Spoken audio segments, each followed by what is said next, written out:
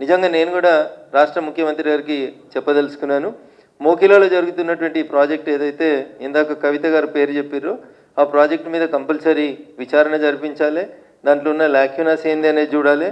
ఆ మోకిలా ప్రాజెక్టుకి సంబంధించి అనుమతులేంది, డబ్బులేంది, ఈ పోచంపల్లి శ్రీనివాసరెడ్డి అనేటువంటి ఎమ్మెల్సీ ఏడికేలోచి ఏడ శ్రీమంతుడు అయిండు, నవీన్ రావు అనేటువంటి ఎమ్మెల్సీ అవకతవకలేంది, వీటి మీద రాష్ట్ర ముఖ్యమంత్రి గారు ఏసీబీ డీజీ వెంటనే చర్య తీసుకోవాలి.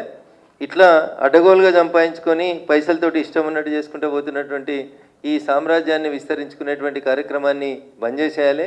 టీఆర్ఎస్లో ఎమ్మెల్సీల పేరిట పోచంపల్లి శ్రీనివాసరెడ్డి గారైనా నవీన్ రావు గారైనా వీళ్ళు చేసినటువంటి పాప పనులన్నింటిని కూడా కాంగ్రెస్ ప్రభుత్వం వెంటనే విచారణ జరిపించాలని చెప్పి నేను ఈ సందర్భంగా డిమాండ్ చేస్తూ ఉన్నా. వీళ్ళే కాదు పాపం, మా చెల్లె మర్చిపోయింది, ఇంకొక ఆయనే సంతోషరావుకి సడ్డకుడో వియంకుడో చుట్టమో ఒక ఆయన అవుతాడు, డీసీపీ పేరు సందీప్ రావు. ఈయనను పెట్టి నా దుబాక ఉప ఎన్నికల సందర్భంగా ఈజ్ ద సూపర్ మ్యాన్ అన్నట్టు, పోలీసులో సూపర్ కాప్ ఈయన. టెలిఫోన్ ట్యాపింగ్లో కానీ పైసలు పట్టుకోవడంలో కానీ ఇప్పటిదాకా పేరు ఎవరు మాట్లాడలేదు, కానీ వారి పేరు సందీప్ రావు.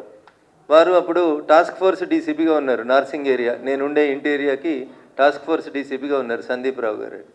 వీరి నాయకత్వంలో ఒక 3-4 సిఐల్ని పెట్టుకొని మా ఇంటి చుట్టూ వాచ్ పెట్టి మమ్మల్ని నానా యాగి చేసి టార్చర్ పెట్టినటువంటి పెద్దలు కూడా సందీప్ రావు గారు.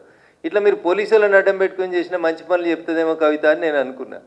టెలిఫోన్ ట్యాపింగ్లో ఏమేమి జరిగింది, ఎవరెవరి పైసలు ఎట్లా గుంజుకొచ్చినాం, లేకపోతే ఎమ్మెల్సీ వెంకటరామరెడ్డి గారు ఏం చేస్తూ ఉన్నారు, వారికి ఎట్లా జీవోలు మార్చిర్రు, ఏమేమి చేసిరు, ఇవన్నీ ఇంకా చాలా విషయాలు మాట్లాడాల్సింది కవిత.